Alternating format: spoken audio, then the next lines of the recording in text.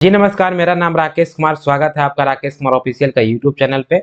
और हम लोग रेलवे एग्जाम 2024 का तैयारी कर रहे हैं और रेलवे ने जो है साल 2024 में जो है कई वैकेंसियां दी हैं, जिसमें रेलवे टेक्नीशियन का पोस्ट है, लोको पायलट का पोस्ट है, रेलवे जेई का पोस्ट है और इसी कुछ सप्ताह में जो है वह आपका रेलवे एनटीपीसी का भी वैकेंसी आने वाला है।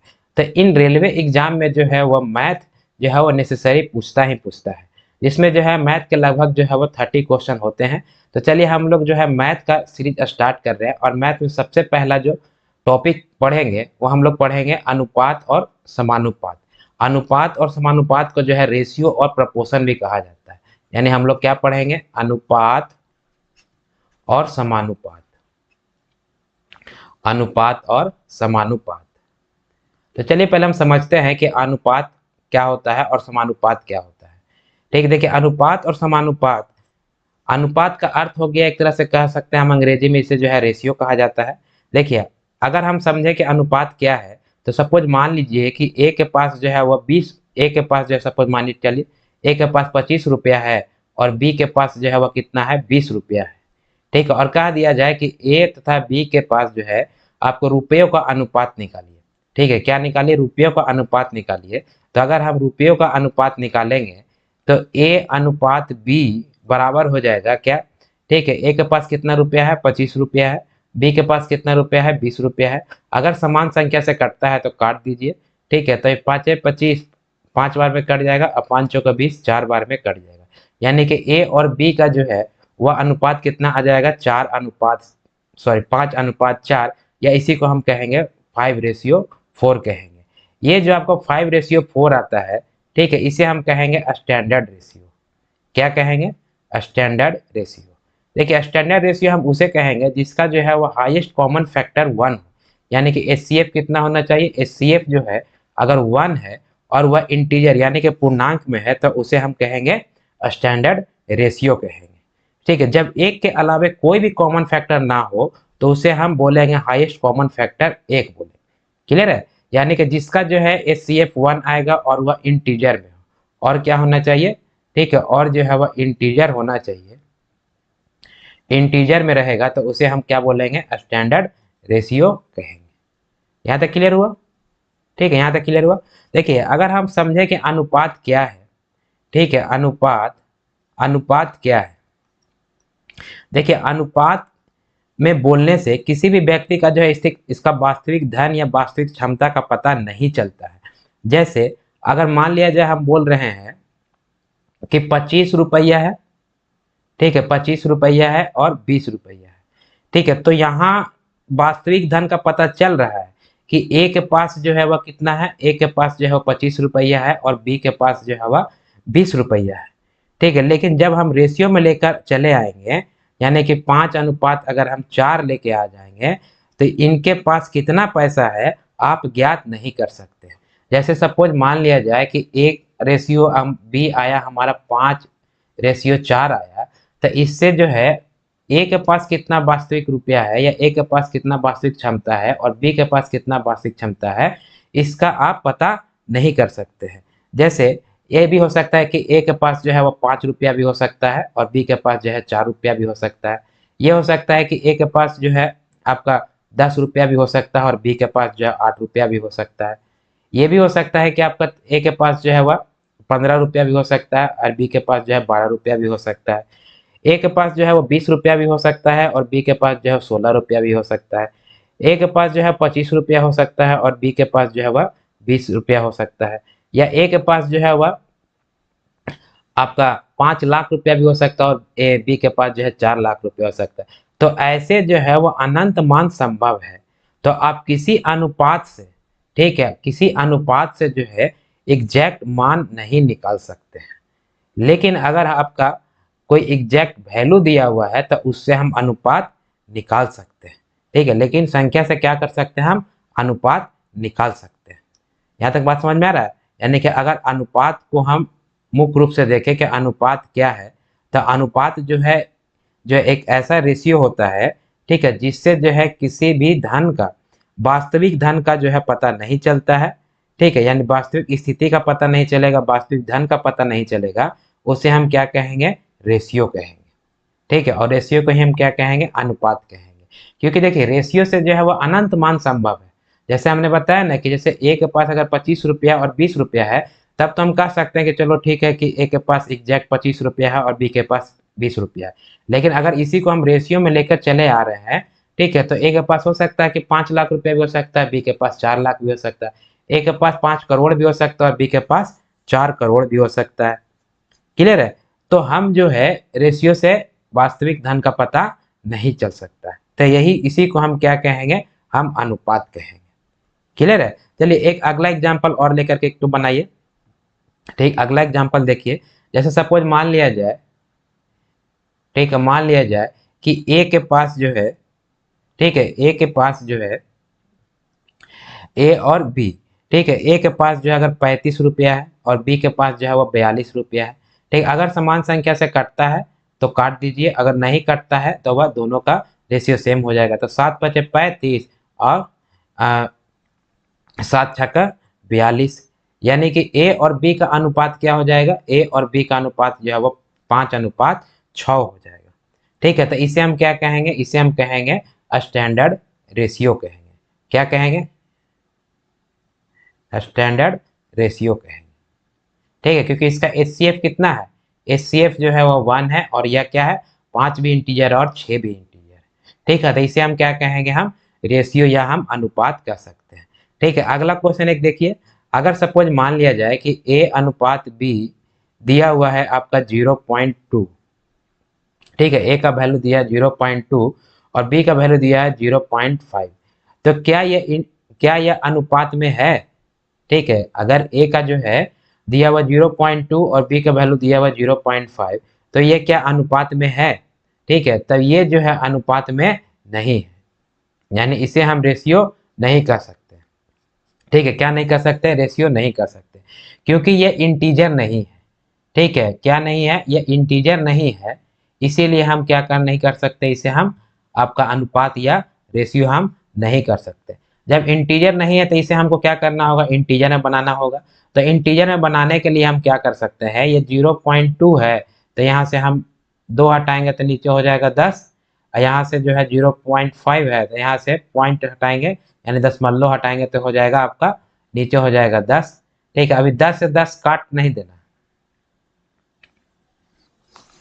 ठीक है, 10 से 10 जो है अगर कट जाता है, यहाँ से 10 से 10 कट गया, तब अनुपात कितना आ गया, 2:5। ठीक है, तब ये 2:5 जो 5 आया है, ठीक है, इसे हम अनुपात कहेंगे, इसे हम अनुपात कहेंगे। लेकिन ये जो अगर हमको दशमलव में रहेगा तो उसे हम अनुपात नहीं कह सकते हैं, क्योंकि वह इंटीजर नहीं है। अगर दशमलव में इंटीजर नहीं है तो उसे हमको क्या करना पड़ेगा, हमको इंटीजर बनाना पड़ेगा। क्लियर है? चलिए एक प्रश्न और लिखिए। एक प्रश्न जो है, अगर मान लिया जाए ए का वैल्यू और बी का रेशियो दिया हुआ है आपका 3:5 और बी का वैल्यू दिया हुआ है आपका 7:15, तो ये क्या दोनों अनुपात में है, पहले ये बताइए। ठीक है, ये जो आपका ए का वैल्यू दिया है 3/5 और बी का वैल्यू दिया है 7/15, तो अगर इसका अनुपात अगर पूछेगा क्या यह अनुपात में है, ठीक है, तो यह आपका रेशियो यानी कि अनुपात नहीं है। ठीक है, नहीं है, क्योंकि हमने आपको बताया था कि आपको अनुपात या आपको ये रेशियो होने के लिए आपको स्टैंडर्ड रेशियो होना चाहिए। ठीक, और यह स्टैंडर्ड रेशियो नहीं है, ये क्या है, ये आपका फ्रैक्शन में है। ठीक है, ये क्या है, ये आपका फ्रैक्शन में है, और जब फ्रैक्शन में रहेगा तो इसे हमको क्या करना पड़ेगा, इंटीजर बनाना पड़ेगा। तो इंटीजर बनाने के लिए या तो हम ये कर सकते हैं कि दोनों का क्रॉस प्रोडक्ट कर दें। ठीक है, तो हो जाएगा क्रॉस प्रोडक्ट करेंगे। ठीक, क्रॉस प्रोडक्ट फर्स्ट मेथड से हम ये कर सकते हैं, एकदम बेसिक से हम लोग पढ़ेंगे ताकि सबको समझ में आ जाए। तो फर्स्ट मेथड हम क्या कर सकते हैं, क्रॉस प्रोडक्ट कर सकते हैं। तो क्रॉस प्रोडक्ट करेंगे तो ये हो जाएगा 15×3 = 45। ठीक, और ये हो जाएगा 7×5 = 35। ठीक है, ये कितना हो जाएगा, 7×5 = 35। ठीक है, तब अगर समान संख्या से कटता है तब काट दीजिए, 5×9 = 45 और 5×7 = 35। तो ये क्या हो गया, ये अभी जो है हमारा ए और बी का अनुपात होगा। ठीक है, ये क्या होगा, ए और बी का अनुपात होगा, और चूंकि इसका एचसीएफ जो है वो 1 होगा तो इसे हम क्या कर सकते हैं, इसे हम स्टैंडर्ड रेशियो कह सकते हैं। ठीक है, क्या कह सकते हैं, स्टैंडर्ड रेशियो कह सकते हैं। ठीक है, पहला मेथड तो ये था कि आप क्रॉस जो है वो क्या कर दीजिए, गुना कर दीजिए। और दूसरा मेथड अगर फ्रैक्शन में दिया हुआ रहता है और वहां से अगर हमको अनुपात निकालना होता है तो दूसरा मेथड में हम ये कर सकते हैं कि जैसे 3 और 5 दिया है, 3/5 और दूसरा दिया है आपको 7/15। तो हमको जो है इंटीजर बनाने के लिए नीचे क्या करना पड़ेगा, 1 बनाना पड़ेगा। तो नीचे वाला को हम क्या करेंगे, एलसीएम ले लेंगे। नीचे वाला को हम क्या करेंगे, एलसीएम ले लेंगे। और 5 और 15 का एलसीएम कितना हो जाएगा, 5 और 15 का एलसीएम हो जाएगा 15। ठीक है, अभी यह आपका ए और बी का अनुपात निकालना था। तो ए का वैल्यू कितना दिया है, ए का वैल्यू दिया है आपको 3/5 और बी का वैल्यू दिया है आपका 7/15। तो इसमें जो है दोनों का नीचे वाला का एलसीएम कितना आया, तो नीचे वाला का एलसीएम आया 15। ठीक है, तो हमको नीचे क्या करना, एक बनाना है। तो हमको 15 से क्या करेंगे, हम गुना कर देंगे। इसके एलसीएम से नीचे के एलसीएम से ऊपर में गुना कर देंगे। तो हो जाएगा 5×3=15, ये हो जाएगा 9 और यह 15 से 15 कट जाएगा तो ये हो जाएगा 7। यानी कि ए और बी का अनुपात कितना हो जाएगा, 9:7 हो जाएगा। ठीक है, कितना हो जाएगा, 9:7 हो जाएगा। यानी इस प्रकार से जो हम अनुपात जो है वह निकालते हैं। यानी कि अगर किसी के पास जो है अगर कुछ वास्तविक धन या वास्तविक स्थिति दिया हुआ है, ठीक है, तब वहां से जो है हम रेशियो निकाल सकते हैं।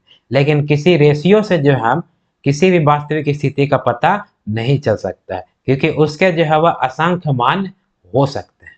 यहाँ तक क्लियर है, यहाँ तक क्लियर है। अब चलिए जो है यहाँ तक हम लोग समझ गए कि रेशियो क्या है और अनुपात क्या है। ठीक है, रेशियो और अनुपात तभी कहेंगे जब वो स्टैंडर्ड यानी कि एचसीएफ फैक्टर उसका 1 होना चाहिए और साथ ही साथ इंटीजर है। अगर वह दशमलव में रहेगा तो भी हम उसे अनुपात नहीं कह सकते हैं, अगर वह फ्रैक्शन में रहेगा तो भी हम उसका अनुपात नहीं कह सकते। यहाँ तक क्लियर हुआ। ठीक है, चलिए हम अब प्रश्न लेकर के बनाते हैं। ठीक है, और प्रश्न से समझते हैं कि अनुपात और समानुपात में जो है कैसे कैसे प्रश्न होते हैं। पहले हम लोग हल्का हल्का करेंगे, उसके बाद जो है हम मतलब लेवल जो है धीरे धीरे क्या करेंगे, हम लोग बढ़ाते चलेंगे। फिर जो है एक्सरसाइज भी करेंगे, साथ ही साथ जो है जो प्रीवियस ईयर में जितने क्वेश्चन आए हुए हैं उसका जो है एक अलग प्लेलिस्ट चेक करके हम 2020 क्वेश्चन हम करते जाएंगे। तो चलिए हम एक प्रश्न लिखिए आप लोग। ठीक है, प्रश्न कह रहा है कि यदि ए और बी का अनुपात, ठीक है, ए और बी का अनुपात दिया है 5:4 दे दिया। ए और बी का अनुपात दे दिया कितना, 5:4।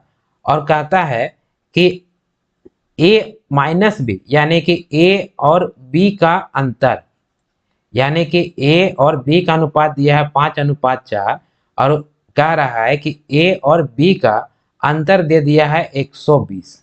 ठीक है, क्या दे दिया है, अंतर दे दिया है 120।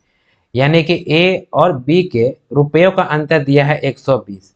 अब पूछ रहा है कि ए के पास कितना धन है, ठीक है, और बी के पास कितना धन है। क्या पूछेगा, ए के पास कितना धन है और बी के पास जो है वह कितना धन है, ये आपको जो है वह बनाना है। ठीक है, प्रश्न समझ में आ रहा है। कह रहा है क्या कि ए और बी का, ठीक, आपका धन का अनुपात दिया हुआ 5:4 और कह रहा है कि ए और बी के पास रुपयों का अंतर जो है वह 120 रुपया है। ठीक है, तो बताना है आपको कि ए के पास कितना धन है और बी के पास कितना धन है। क्लियर है, क्योंकि देखिए यहाँ से हम डायरेक्ट अनुपात से हम रुपया तो निकाल नहीं सकते थे। तो जब भी जो ऐसी प्रकार का क्वेश्चन रहेगा तो आपको कोई ना कोई रिलेशन दे देगा, या तो जो है दोनों का अंतर दे देगा, या तो दोनों का हम योगफल दे देगा, या तो दोनों का गुणनफल देगा, या तो दोनों का भागफल देगा।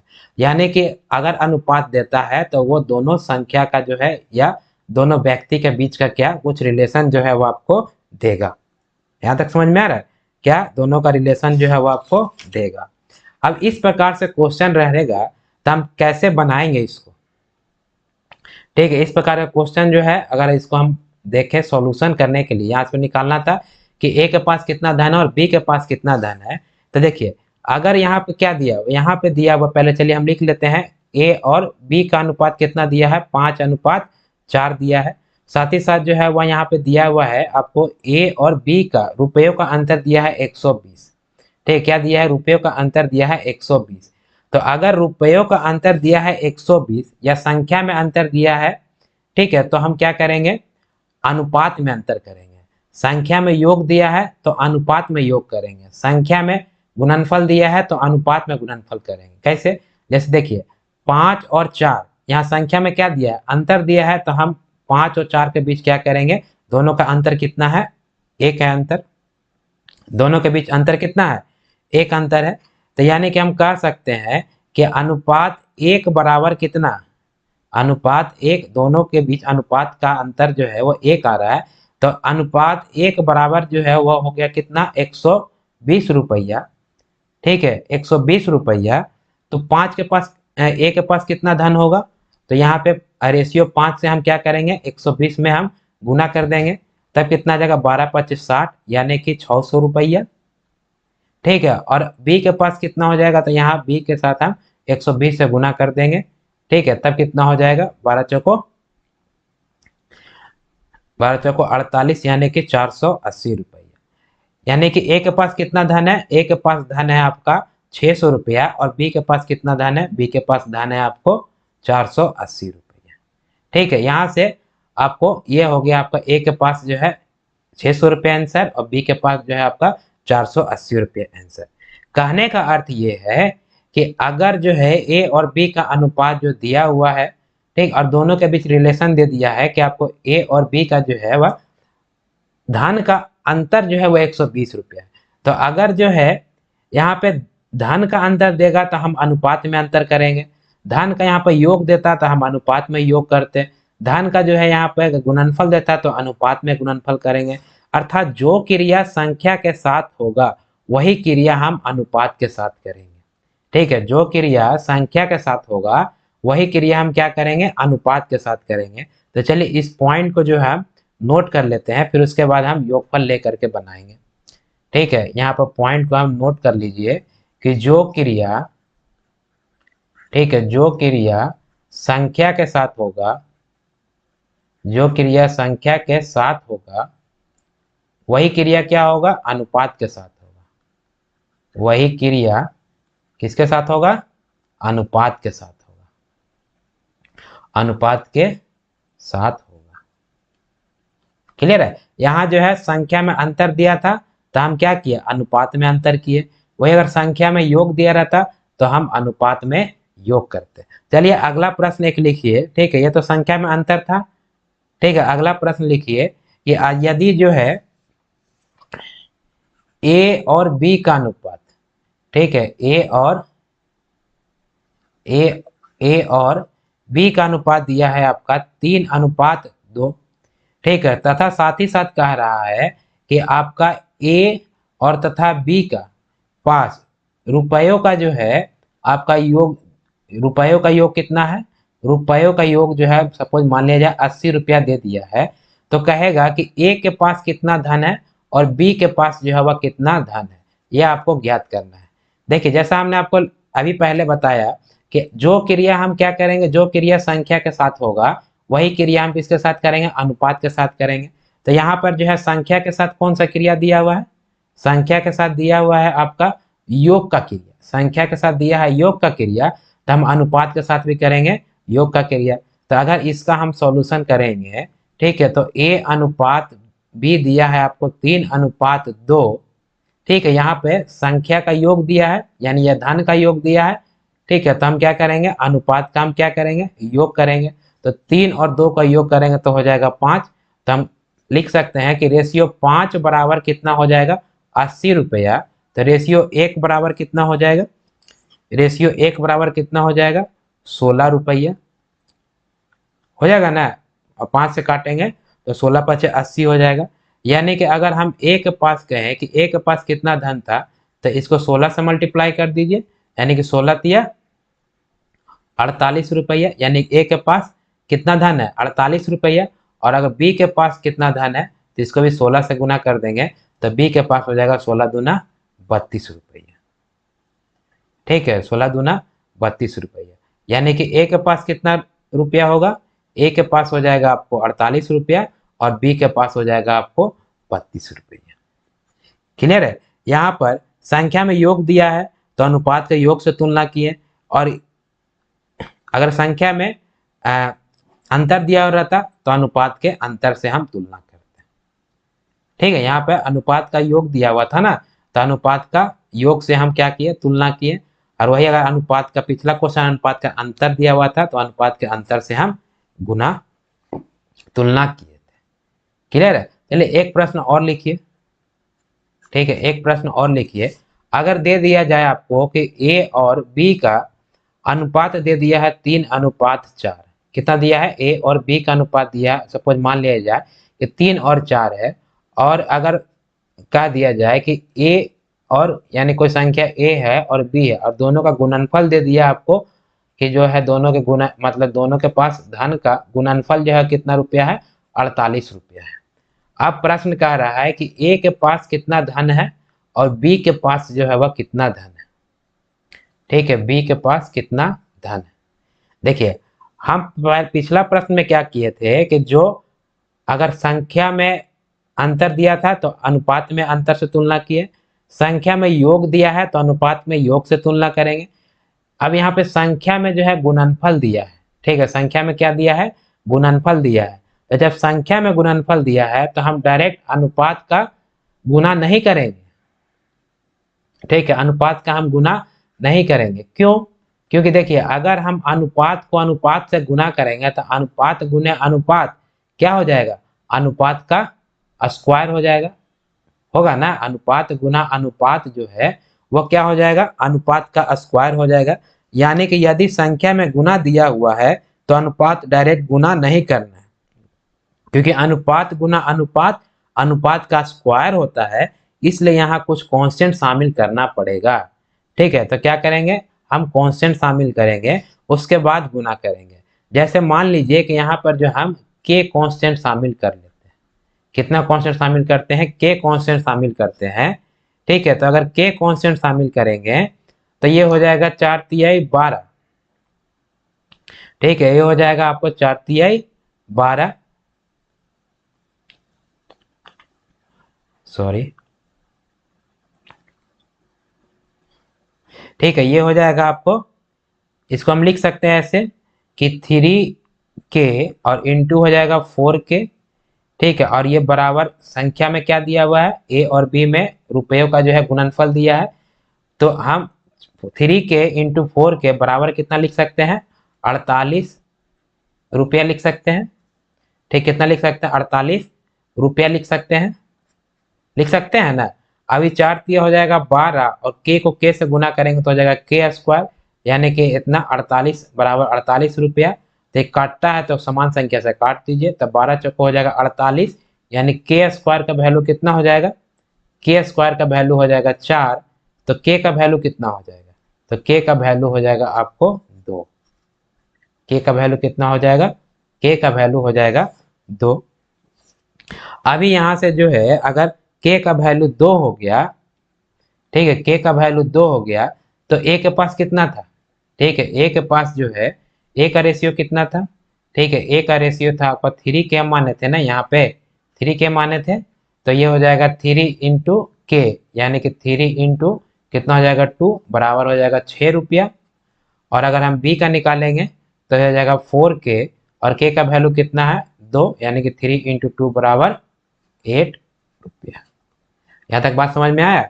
यानी कहने का अर्थ यह है कि संख्या में अगर अंतर दिया है तो हम अनुपात में अंतर करेंगे, संख्या में योग दिया है तो अनुपात में योग करेंगे, और अनुपात में योग करके हम तुलना करके हम वैल्यू निकालें। लेकिन अगर जो है संख्या में जो है गुणनफल दिया हुआ है या गुना दिया हुआ है तो अनुपात में हम डायरेक्ट गुना नहीं करेंगे। ठीक, क्योंकि अनुपात गुना अनुपात, अनुपात का क्या हो जाएगा, स्क्वायर हो जाएगा। तो उस स्थिति में जो हम कोई कांस्टेंट के शामिल कर लेंगे। अब यहाँ पे कांस्टेंट सिर्फ के ही नहीं शामिल हो सकता, आपका मन करेगा तो आप ए शामिल कीजिए, बी शामिल कीजिए, सी शामिल कीजिए, एक्स शामिल कीजिए, वाई शामिल कीजिए। ठीक है, कुछ भी शामिल कर सकते हैं, लेकिन हम डायरेक्ट अनुपात को अनुपात से गुना हम नहीं करेंगे, क्योंकि अनुपात को अनुपात से गुना करेंगे तो अनुपात का स्क्वायर हो जाएगा, और इस प्रकार से हम निकालेंगे। ठीक है, तो हम इतना लंबा प्रोसेस हम नहीं लेंगे। ठीक है, जैसे यहाँ पर हमने आपको शॉर्ट बताया है, ठीक है, उसी प्रकार से हम इसको भी हम शॉर्ट तरीके से ही बनाएंगे। ठीक है, चलिए हम यहाँ पर बनाते हैं।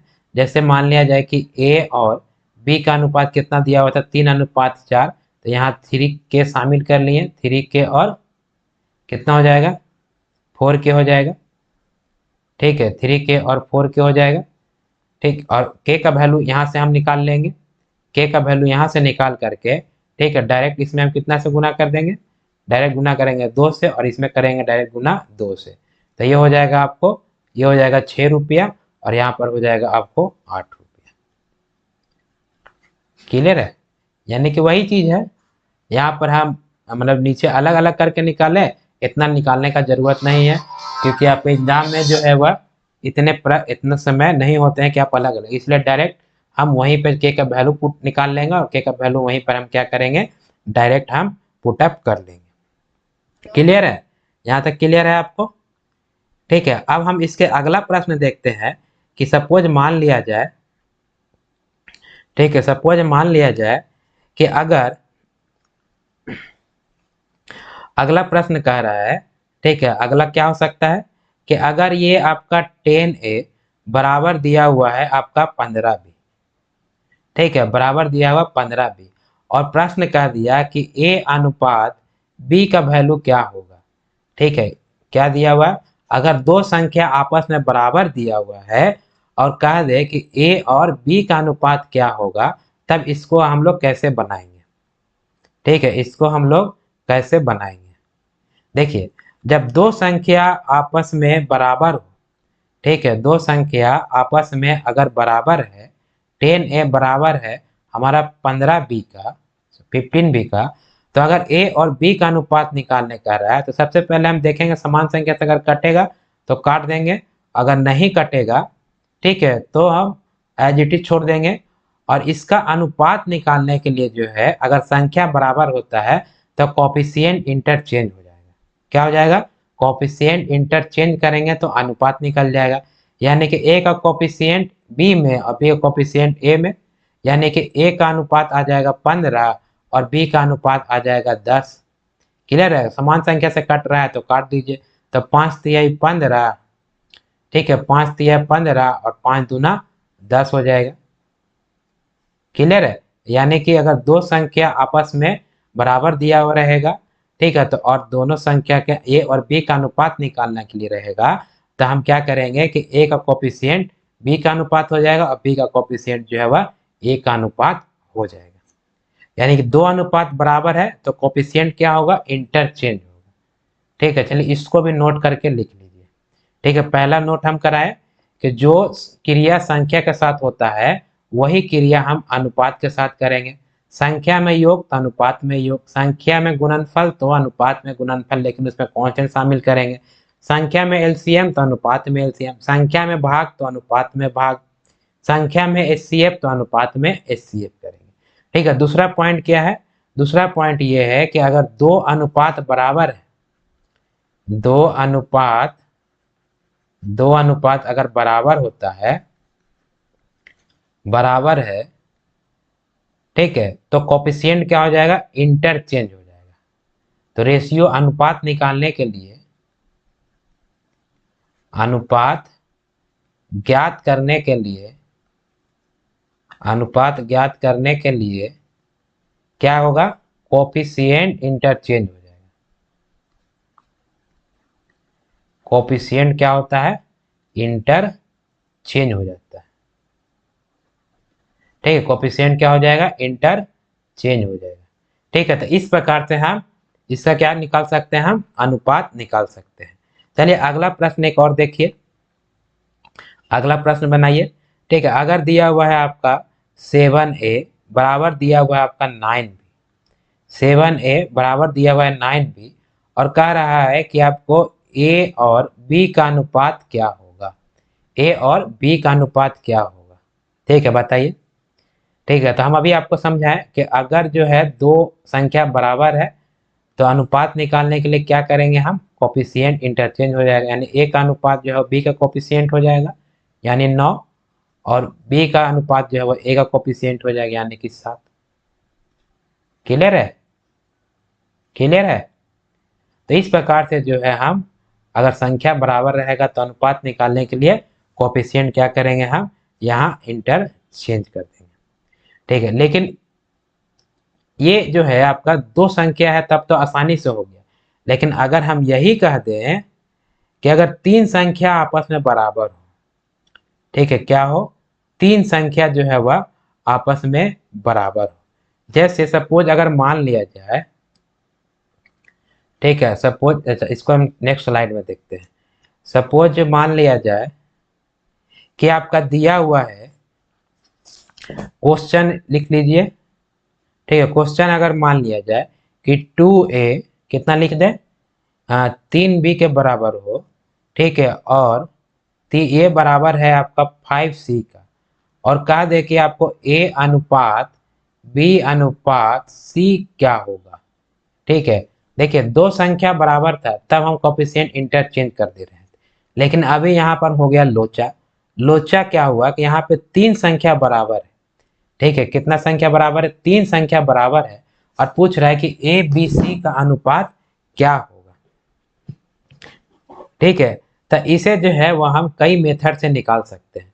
ठीक है, पहला मेथड ये हो सकता है, ठीक है, यानी कि फर्स्ट मेथड, देखिए पहला मेथड ये हो सकता है कि अगर तीन संख्या आपस में बराबर है तो इसे कोफिशिएंट का हम क्या करेंगे, एलसीएम ले लेंगे। ठीक है, कोफिशिएंट का एलसीएम ले लेंगे। तो 2, 3 और 5 अगर हम इसका एलसीएम लेंगे तो एलसीएम हो जाएगा 30। कितना हो जाएगा, एलसीएम हो जाएगा 30।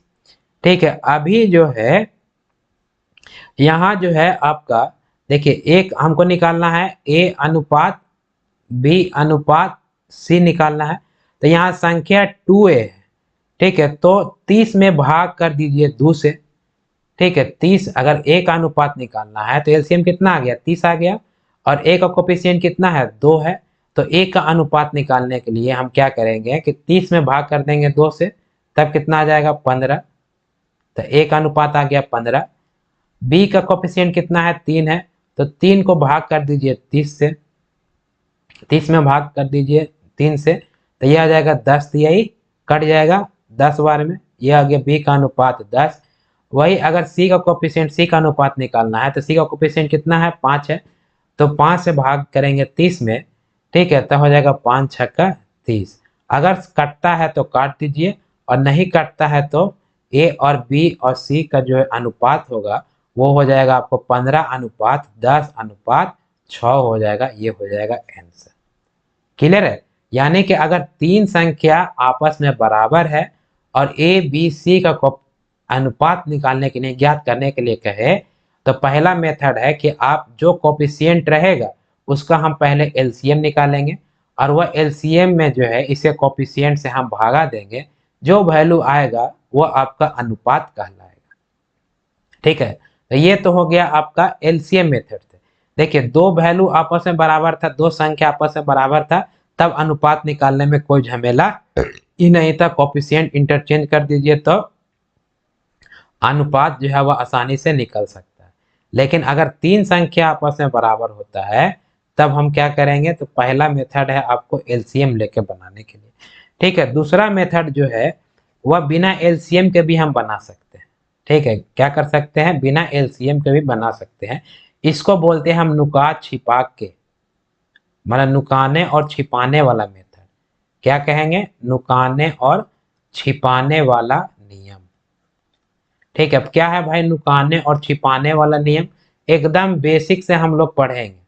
जो भी टॉपिक स्टार्ट करेंगे एकदम बेसिक से। अगर आपको मैथ में कुछ भी नहीं आता है तो घबराइए नहीं, आपको सब कुछ आप सीख जाएंगे।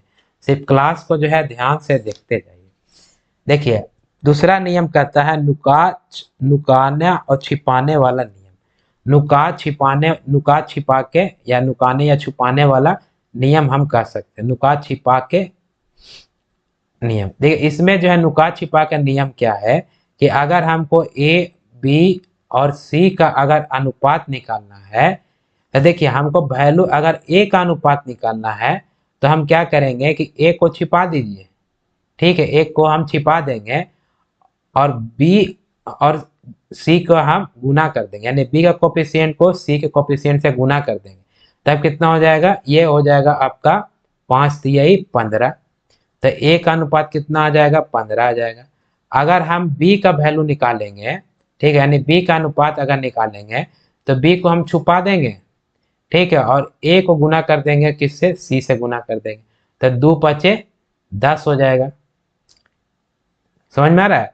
अगर हम c का वैल्यू निकालेंगे तो c का वैल्यू निकालने के लिए हम क्या करेंगे कि c को हम छुपा देंगे और अन्य दो को जो है क्या करेंगे, हम गुना कर देंगे, ठीक है, तो 3 दूना 6। तो इसे कहते हैं नुका छिपा के मेथड। समझ में आया। फिर से एक बार देखिए, अगर हमको जो है a का अनुपात निकालना है, ठीक है, a का अनुपात निकालना है, किसका निकालना, a का अनुपात, तो हम a को क्या करेंगे, छुपा देंगे और बाकी जो अन्य दो है उसे कोफिशिएंट को गुना कर देंगे, तो 3 पचे 15, तो a का अनुपात आ जाएगा 15। क्लियर है। अगर हमको b का अनुपात निकालना है तो b को हम क्या करेंगे, छुपा देंगे और a को गुना कर देंगे किससे, c के कोफिशिएंट से, तो 2 पचे ये आ जाएगा आपका 10। इसी प्रकार से अगर हमको c का अनुपात निकालना है तो c को हम क्या करेंगे, छिपा देंगे और a को गुना कर देंगे किससे, 20 से, तो 3 दूना कितना आ जाएगा, 6 आ जाएगा। यानी कि जिसका अनुपात हमको निकालना होगा उसको हम छोड़ देंगे और बाकी दो को क्या करेंगे, गुना करेंगे। इसी को कहा जाता है नुका छिपा के मेथड, ठीक। और इसमें जो है आपको एलसीएम लेने की जरूरत नहीं है। एक तो नियम हो गया आपको कि एलसीएम लेके भी आप कोफिशिएंट का एलसीएम लीजिए और उसको जो कोफिशिएंट रहेगा उससे भाग दे दीजिएगा तो वह अनुपात आ जाएगा। दूसरा नियम यह कहता है कि आपका जो इसका अनुपात हमको निकालना है उसको हम छिपा देंगे यानी छोड़ देंगे और बाकी दो को कोफिशिएंट को हम गुना करेंगे तो उसका अनुपात निकल जाएगा।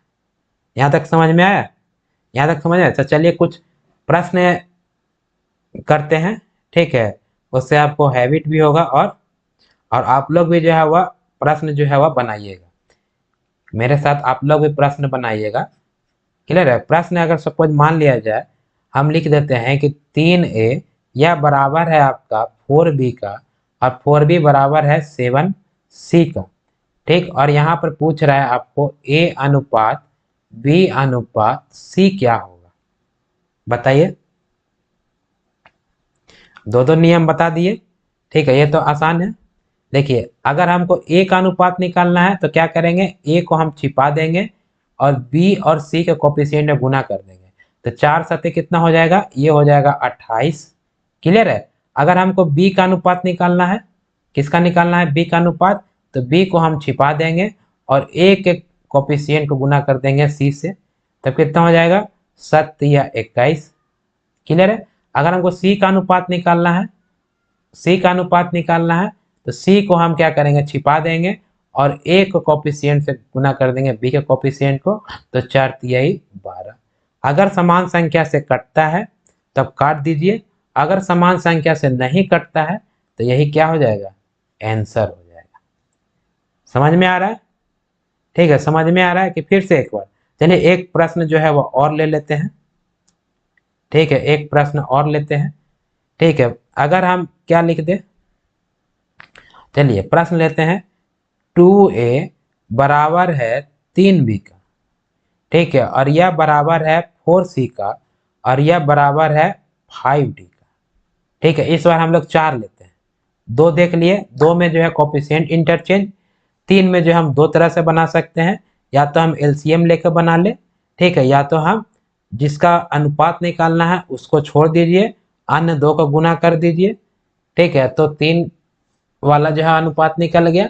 अभी प्रश्न जो हमने लिया है, ठीक है, वो 4 संख्या अगर आपस में बराबर हो, कितना संख्या, 4 संख्या अगर आपस में बराबर हो, तब अगर अनुपात पूछ दे कि ए बी सी और डी का अनुपात क्या होगा, क्या ए अनुपात बी अनुपात सी अनुपात और ये डी का अनुपात क्या होगा, इसको कैसे बनेगा, सिमिलर मेथड है, ठीक है। 4 संख्या बराबर दे, 5 संख्या बराबर दे, 6 संख्या बराबर दे, कितना भी संख्या बराबर दे, जिसका वैल्यू आपको निकालना है उसको हम छिपा देंगे, बाकी जितना रहेगा सभी को हम क्या करेंगे, गुना कर देंगे।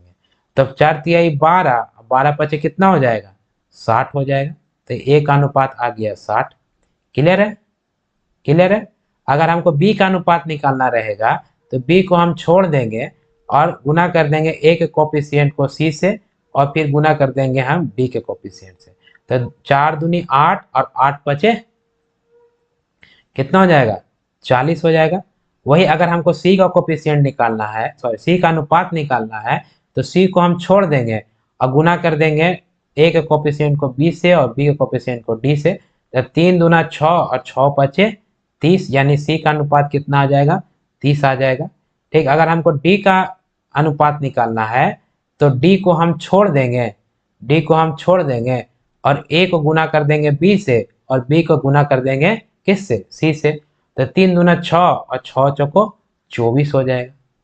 अगर समान संख्या से कटता है तब काट दीजिए, और नहीं कटता है तो यही अनुपात। लग रहा है कि कट जाएगा, ठीक है, तो कट करके कितना हो जाएगा, ये हो जाएगा 2 से काटेंगे तो 30, 2 से काटेंगे तो 20, और ये 2 से काटेंगे तो 15, और ये 2 से काटेंगे तो 12। यानी कि ए अनुपात बी अनुपात सी अनुपात डी वैल्यू कितना आ जाएगा, तो वैल्यू जो आ जाएगा आपका 30 अनुपात 20 अनुपात 15 अनुपात 12 आएगा। यहां तक समझ में आया। ठीक है, तो ये जो है अलग टाइप है। ठीक है, अगला टाइप हम देखते हैं। ठीक है, अगला टाइप देखते हैं। अगला टाइप में जो है वह आपको ये सभी सब बेसिक है, अभी प्रश्न स्टार्ट हुआ नहीं है। ये अनुपात समानुपात का जो है यह बेसिक है, और इस बेसिक से जो है वह क्वेश्चन बनाने में काफी ज्यादा मदद मिलेगा। तो हम पूरा जो है बेसिक से चल रहे हैं।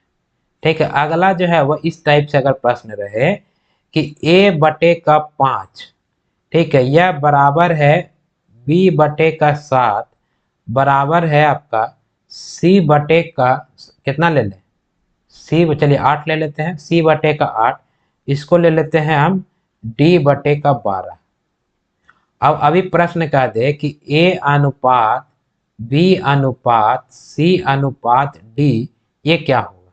देखिए लास्ट प्रश्न में जो था कोफिशिएंट ये 2a बराबर था 3b का बराबर था 4c का, या बराबर था 4d का, यानी ये संख्या जो है आपस में बराबर था। यहाँ भी संख्या जो है वो आपस में बराबर है, लेकिन यह बटा में है। ठीक है, और फिर पूछ रहा है कि a b और c का अगर 4 संख्या है तो d का अनुपात क्या होगा। ठीक है, d का अनुपात क्या होगा। तो इसको जो है अनुपात निकालने के लिए, ठीक है, यानी कि यदि बराबर में है और बटा में है तो अनुपात जो है वही हो जाएगा। यानी कि a के बटा में कितना है, तो a के बटा में है 5, तो a का अनुपात हो जाएगा 5। b के बटे में कितना है 7, तो b का अनुपात हो जाएगा 7। c के बटे में 8 और d के बटे में 12। तो यही हो जाएगा आपका a b c d का अनुपात हो जाएगा। क्लियर हो। यदि संख्या आपस में बराबर है और बटे में है तो अनुपात जो है वह वही हो जाएगा। क्लियर है, यहां तक समझ में आया। यानी कि चलिए हम पहले से क्या क्या हम लोग पढ़े हैं।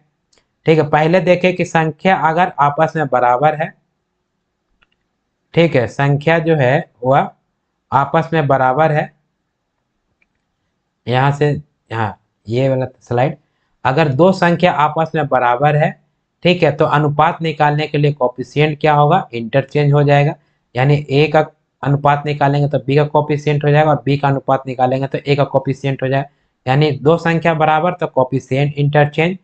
तीन संख्या बराबर हो तो इसको हम या तो एलसीएम लेकर बना सकते हैं, ठीक, और नहीं तो निकाल छुपा के मेथड, नुकात छिपाने वाला ही मेथड क्या ज्यादा इजी समझ में आ रहा है, तो इसी से हम लोग ज्यादा बनाएंगे। जो आपको इजी लगे उसी से बनाइए। ठीक है, तो यहाँ पर 3 संख्या बराबर था, 4 संख्याएं बराबर रहे, 10 संख्या बराबर रहे, 20 संख्या बराबर रहे। ठीक है, जिसका अनुपात निकालेंगे उसको छोड़ देंगे, बाकी को हम क्या करेंगे, गुना करेंगे तो उसका अनुपात निकल जाएगा। लेकिन अभी के प्रश्न में जो है ये टाइप में आप संख्या तो आपस में बराबर है, लेकिन अगर बटा में रहे तो अनुपात जो है जो बटा में रहेगा वही क्या हो जाएगा, अनुपात हो जाएगा। a का बटा में 5 है तो a का अनुपात 5, b के बटे में 7 है तो b का अनुपात 7, c के बटे में 8 है तो d का अनुपात 8, और d के बटे में 12 है तो d का अनुपात 12 हो जाएगा। यहाँ तक क्लियर है। चलिए अगला प्रश्न लेते हैं। ठीक, अगला प्रश्न लेते हैं। ठीक है, अगला प्रश्न लिखिए। चलिए सिमिलर टाइप का ही क्वेश्चन देते हैं, आप लोग बनाइए। अगर हम लिख दें a/13 बराबर है b/19 या बराबर है c/37, अब कहेगा कि a अनुपात b अनुपात c क्या होगा। ठीक है, बताइए क्या होगा, बताइए, सिंपल है।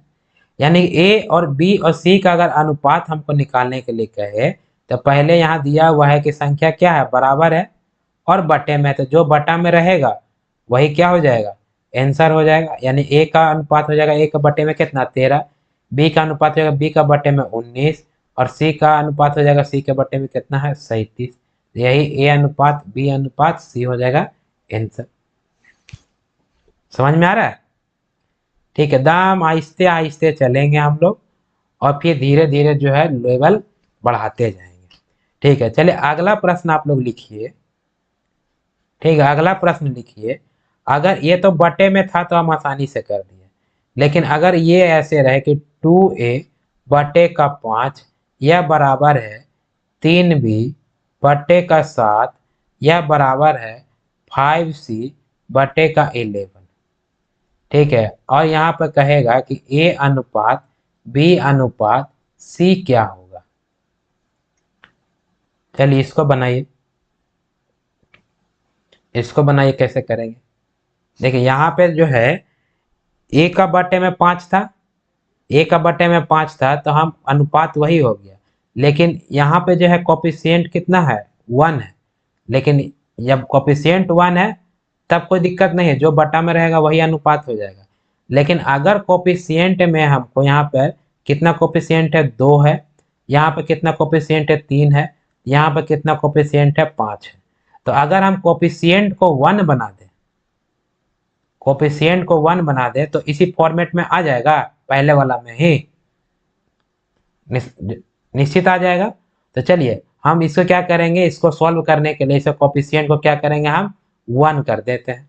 तो 1 करने के लिए देखिए जैसा हमने आपको पीछे बताया था, अगर नीचे में 1 करना है तो नीचे का एलसीएम लेके ऊपर में गुना, अगर ऊपर में हमको 1 करना है तो ऊपर के एलसीएम ले करके नीचे में गुना कर देंगे। तो ऊपर में कितना है, a का कोफिशिएंट है 2, b का कोफिशिएंट है 3 और c का कोफिशिएंट है 5। अगर इसका हम एलसीएम निकालेंगे, इसका हम एलसीएम निकालेंगे लोएस्ट कॉमन फैक्टर, तो इसका एलसीएम आ जाएगा आपको, इसका एलसीएम अगर निकालेंगे तो इसका एलसीएम आ जाएगा कितना, 30 आ जाएगा एलसीएम। निकाल लीजिए ना, अगर एलसीएम निकालना नहीं आता है तो निकाल लीजिए। 2 3 5 किसी जो है टेबल से कट रहा है नहीं, अगर टेबल से कटता तो काटते हैं, नहीं कट रहा है तो हम डायरेक्ट गुना कर देंगे। 5 तिहाई 15, 15 दूना 30, यानी कि एलसीएम कितना हो जाएगा, 30 आ जाएगा।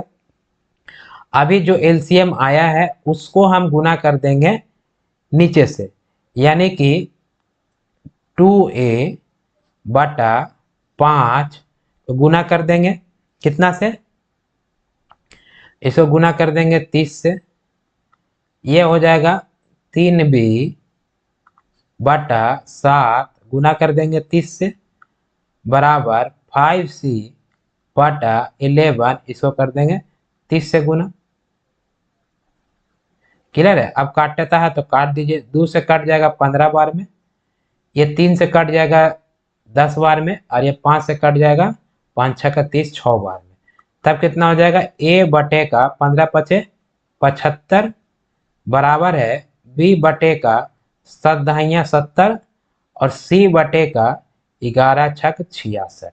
अब इसी फॉर्मेट में आ गया, पहले वाला फॉर्मेट में, तो हो जाएगा a अनुपात b अनुपात c बराबर हो जाएगा कितना, 75, b का अनुपात 70 और c का अनुपात 66।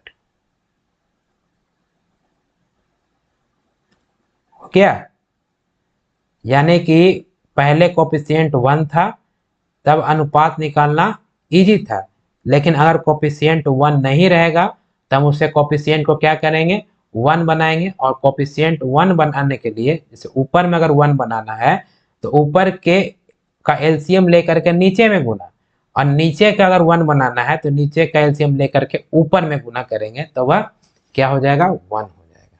तो यहाँ पर जो है आपका 2 3 5, 2 3 5 कहाँ से आया, ए का कोफिशिएंट 2 है, बी का कोफिशिएंट 3 है और सी का कोफिशिएंट 5 है। इसका एलसीएम लिए तो आ गया 30, और इसके एलसीएम से क्या करेंगे, हम नीचे में गुना कर देंगे तो ऊपर में कितना आ जाएगा, 1 आ जाएगा। ये 1 आ गया, तभी जो है अनुपात निकालना आसान हो गया। चलिए अगला प्रश्न एक और लिखिए और आप लोग बनाइए। अगला प्रश्न जो है, अगला प्रश्न क्या ले लें, चलिए ले लेते हैं 3a बटे का 7 बराबर जो है वो 4b बटे का 13, या बराबर ले लेते हैं 6c बटे का 19। अभी यहाँ पे कह रहा है कि a अनुपात b अनुपात c, इसका वैल्यू क्या होगा। चलिए बनाइए आप लोग, बताइए क्या होगा। देखिए अभी हमको क्या करना पड़ेगा, ऊपर में जो है कोफिशिएंट कितना करना पड़ेगा, इसको कोफिशिएंट को हमको 1 बनाना है, इसको कोफिशिएंट को भी 1 बनाना है, इसको कोफिशिएंट को भी 1 बनाना है। तो 1 बनाने के लिए क्या बताया हमने, हमने कहा कि जिसको 1 करना है उसके कोफिशिएंट को क्या करेंगे, एलसीएम ले लेंगे। तो हमें ऊपर 1 करना है तो 3 4 और 6, अगर इसका हम एलसीएम लेंगे तो एलसीएम कितना आ जाएगा, तो इसका एलसीएम आ जाएगा आपका 3, मतलब ऐसा संख्या एलसीएम होगा जो 3 से भी कटे, 4 से भी कटे और 6 से भी कटे, तो इसका एलसीएम हो जाएगा कितना, 12 हो जाएगा एलसीएम। ठीक है, यानी 12 हो जाएगा। अभी ये 12 का जो है नीचे में गुना कर देंगे। ठीक है, तो ये हो जाएगा आपका 3a बटे का 7 गुना 12, यह बराबर हो जाएगा 4b बटे का 13 गुना 12, और यह बराबर हो जाएगा 6c बटे का 19 गुने 12 हो जाएगा। अब कटता है तो काट दीजिए, 3 से कट जाएगा 4 बार में 12, 4 से कट जाएगा 3 बार में 12, और 6 से कट जाएगा 2 बार में 12, तो कितना हो जाएगा, a बटे का 7 चौको 28, ठीक है, b बटे का 13 तिया 39, और c बटे का कितना हो जाएगा, 19 दूना 38 हो जाएगा। अगर ये कटता है तो ठीक है। अभी ये कोफिशिएंट ए इसका 1 बना दिए, बी का भी कोफिशिएंट 1 हो गया, सी का कोफिशिएंट भी 1 हो गया। तभी अगर ए का अनुपात और बी का अनुपात और सी का अनुपात निकालेंगे तो जो बटा में होगा वही क्या हो जाएगा, अनुपात हो जाएगा, वही क्या हो जाएगा, अनुपात हो जाएगा, वही क्या हो जाएगा, अनुपात हो जाएगा। तो ये हो गया आंसर। ठीक, चलिए एक प्रश्न और बनाते हैं, उसके बाद जो हम क्लास जो है वो समाप्त करेंगे, फिर हम अगले क्लास में आगे का देखेंगे। ठीक है, एक प्रश्न और ये प्रश्न जो है वह आप लोग खुद से पहले बनाने की कोशिश कीजिएगा। ठीक है, यह प्रश्न है, सपोज कितना ले लें, 2a बटे का 3, यह बराबर है 3b बटे का 5 बराबर है 6c बटे का 19। अभी यहाँ पर कहेगा, पूछ दिया जाए कि a अनुपात b अनुपात c बराबर क्या होगा, बताइए।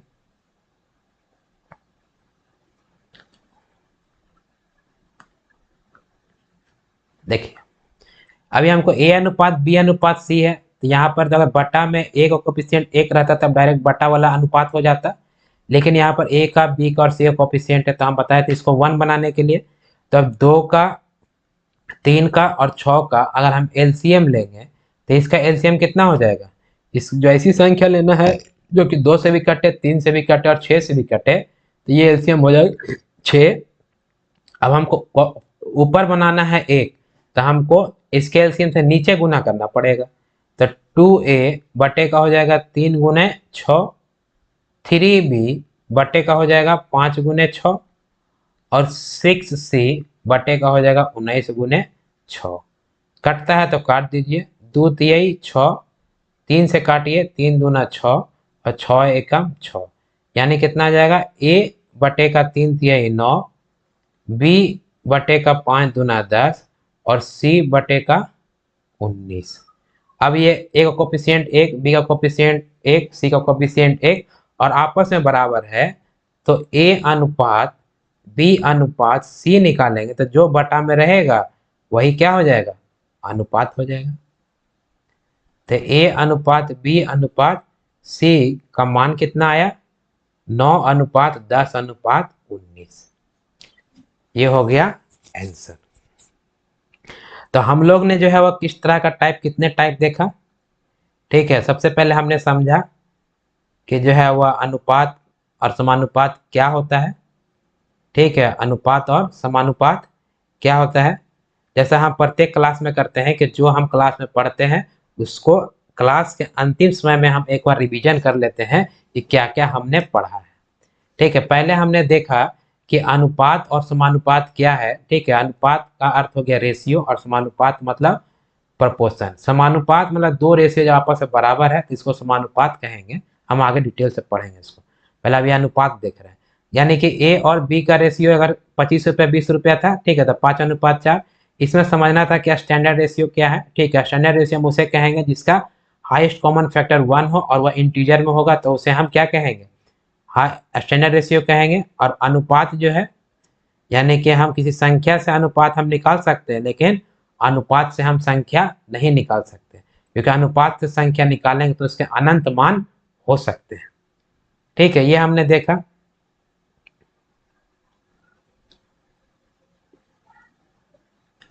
ठीक, अब फिर हमने जो अगर अनुपात दिया हुआ है, ठीक है, क्योंकि अनुपात से तो संख्या नहीं निकाल सकते हैं, तो संख्या निकालने के लिए हमें क्या करना रहेगा कि अब प्रश्न में आपको दे दिया जाएगा, मतलब संख्या के बीच का मतलब रिलेशन दे देगा कि उसके बीच का रिलेशन क्या है। यानी कि ए अनुपात बी अगर 5 अनुपात 4 था और दोनों के बीच अंतर दे दिया कि दोनों के बीच अंतर कितना है, 120 रुपया है, तो हम यहाँ से जो है निकाल सकते हैं। यानी कि अगर अनुपात में संख्या में अंतर दिया है तो अनुपात में हम अंतर करेंगे, संख्या में योग दिया रहता तो अनुपात में योग करते हैं, संख्या में गुना दिया रहता है तो अनुपात में गुना करते हैं, संख्या में भागा तो अनुपात में भागा, संख्या में एलसीएम तो अनुपात में एलसीएम। यानी कि जो क्रिया संख्या के साथ होगा वही क्रिया क्या होगा, अनुपात के साथ होगा, ठीक है। यहाँ हम जोड़ करके भी लिए थे और गुना करके भी लिए, ठीक है। और फिर आपका दो अनुपात जब बराबर होता है तो अनुपात पूछेगा तो कोफिशिएंट इंटरचेंज, 3 अनुपात बराबर रहेगा, ठीक है। तो पहला मेथड आप एलसीएम लेकर बना सकते हैं, दूसरा मेथड आप नुका छिपा करके बना सकते हैं, ठीक। अगर संख्या आपस में बराबर है और बटे में हो तो अनुपात जो है जो बटा में रहेगा वही अनुपात हो जाएगा। यहाँ कोफिशिएंट 1 था तो अनुपात आसानी से निकल गया, लेकिन यहाँ पे कोफिशिएंट जो है वो कुछ दे देगा तो उसके कोफिशिएंट को हमको 1 बनाना है, और 1 बनाने के लिए हम ऊपर है कोफिशिएंट का एलसीएम लेकर के हम नीचे क्या करेंगे, गुना कर देंगे।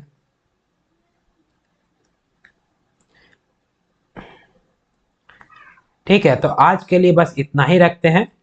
अगर आप हमारे चैनल पे नए हैं तो चैनल को सब्सक्राइब कीजिए, क्लास अच्छा लग रहा है तो लाइक कीजिए और अपने उन दोस्तों को शेयर कीजिए जो रेलवे एग्जाम 2024 का तैयारी कर रहे हैं।